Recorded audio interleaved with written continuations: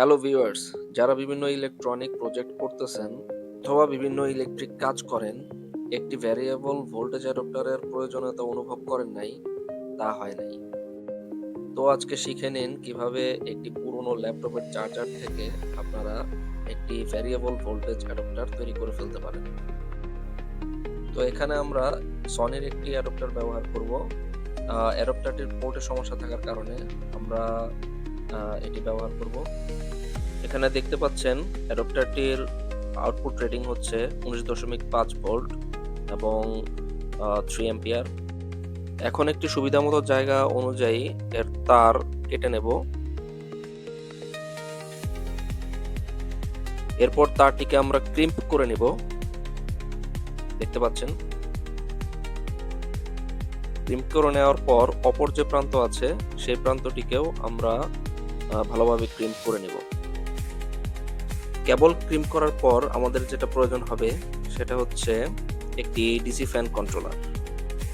কন্ট্রোলারটির operating voltage হচ্ছে 4.5 two 35 volt. এখন অ্যাডাপ্টারের positive negative প্রান্তটি আমরা এই ডিসি ফ্যান কন্ট্রোলারের ভি পজিটিভ ভি নেগেটিভ অংশে আমরা যুক্ত করে দেব এবং যে এম প্লাস এবং এম মাইনাস প্রান্তটি আছে ওইখান থেকে আমরা আউটপুট নিয়ে নেব। কানেকশনটি দেওয়ার সময় খুবই সাবধানতা অবলম্বন করতে হবে যাতে একটি তার অন্য তারের সাথে লেগে না যায়। খুব সাবধানতার সহিত কানেকশনটি দিতে হবে।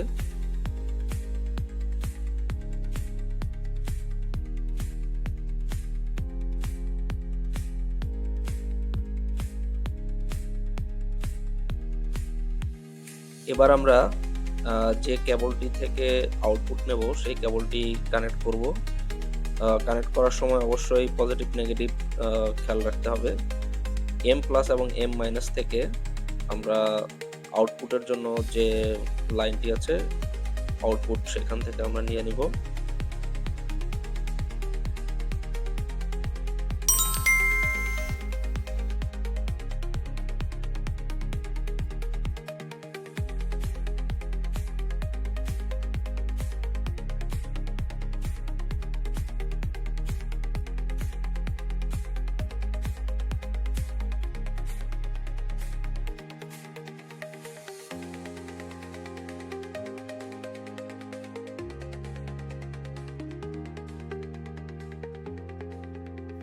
কেবলগুলো কানেক্ট করার পর ভালোভাবে আবার চেক করে নিব যাতে একটি আরেকটির সাথে লেগে না থাকে।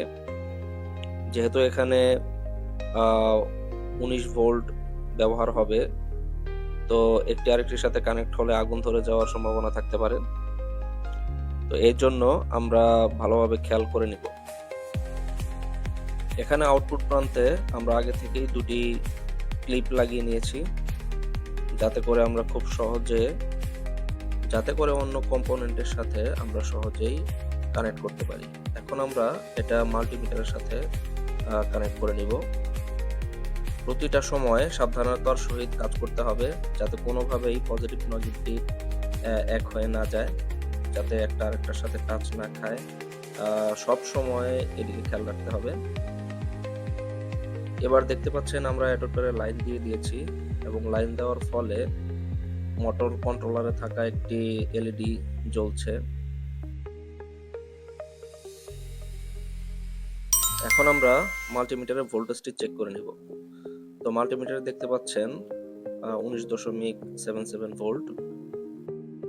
এখন আমরা কন্ট্রোলারটি ঘুরিয়ে দেখব কি ঘটনা ঘটে। তো এখন যদি আমরা কন্ট্রোলারটি ঘুরাই আমরা দেখতে পাবো যে এখানে ভোল্টেজের কোনো তারতম্য হচ্ছে না, উল্টো 20 ভোল্ট হয়ে গেছে। যেহেতু আউটপুটে কোনো লোড নেই তাই অ্যাডাপ্টারে থাকা ভোল্টেজ রেগুলেটর ভোল্টেজকে নিয়ন্ত্রণ করছে, ভোল্টেজকে কনস্ট্যান্ট রাখার চেষ্টা করছে। তো এই জন্য লোড হিসেবে আমরা আউটপুট প্রান্তে একটি রেজিস্টর যোগ করে দেব। ছবিতে দেখতে পাচ্ছেন এখানে একটি রেজিস্টর যোগ করা হয়েছে। এই রেজিস্টরের মান হচ্ছে 12 কিলো ওহম। এভাবে 12 কিলো ওহমের একটি রেজিস্টর যোগ করে নেবেন। রেজিস্টরটি পুরাতন একটা কম্পোনেন্ট থেকে খুলে নেওয়া হয়েছে, তাই যেহেতু এটি নতুন না, এর জন্য এটি কিছুটা ডিসকালার হয়ে গেছে।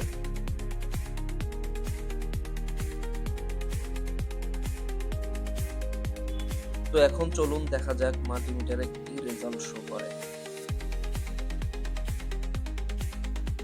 যেহেতু এখন সুইচ অফ করা আছে, তাই মাল্টিমিটারে 0 দেখাচ্ছে।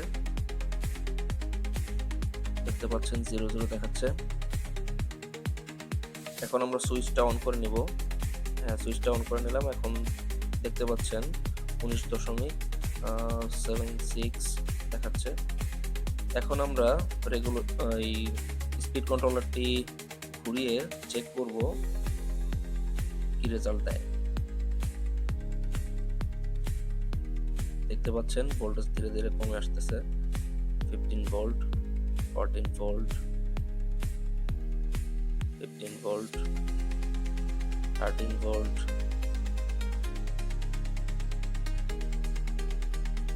তো আপনারা যারা লিথিয়াম আয়ন ব্যাটারি চার্জ করতে চান, খুব সহজেই কিন্তু 14.6 ভোল্ট এনে আপনারা লিথিয়াম ব্যাটারি চার্জ করে ফেলতে পারবেন। আবার যদি চান যে 12 ভোল্টের ব্যাটারি চার্জ করবেন, সেই ক্ষেত্রে 12 ভোল্টে নিয়ে আপনারা সুন্দর মতো ব্যাটারি চার্জ করে ফেলতে পারবেন লিথিয়াম আয়ন ব্যাটারিগুলো। তো যাদের 9 ভোল্ট, 8 ভোল্ট এরকম ভ্যারিয়েবল ভোল্টেজ প্রয়োজন হয়, বিশেষ করে বিভিন্ন ইলেকট্রিক প্রজেক্টে, তারপর হচ্ছে বিভিন্ন ইলেকট্রিক কম্পোনেন্ট চেক করতে, তো আপনারা খুব সহজেই এভাবে ভ্যারিয়েবল একটি ভোল্টেজ অ্যাডাপ্টার তৈরি করে ফেলতে পারেন ঘরে বসেই। তো আশা করি ভিডিওটি আপনাদের উপকারে আসবে এবং কোনো ভেরিয়েবল অ্যাডাপ্টারের কারণে আর কোনো এক্সপেরিমেন্ট থেমে থাকবে না। দেখতে পাচ্ছেন এখানে আবার বাড়ানো হচ্ছে, বাড়িয়ে 19.76 ভোল্টে আবার নিয়ে আসা হয়েছে। আশা করি ভিডিওটি আপনাদের ভালো লেগেছে। ভিডিওটি ভালো লেগে থাকলে অবশ্যই একটি লাইক করবেন এবং চ্যানেলটিকে সাবস্ক্রাইব করবেন।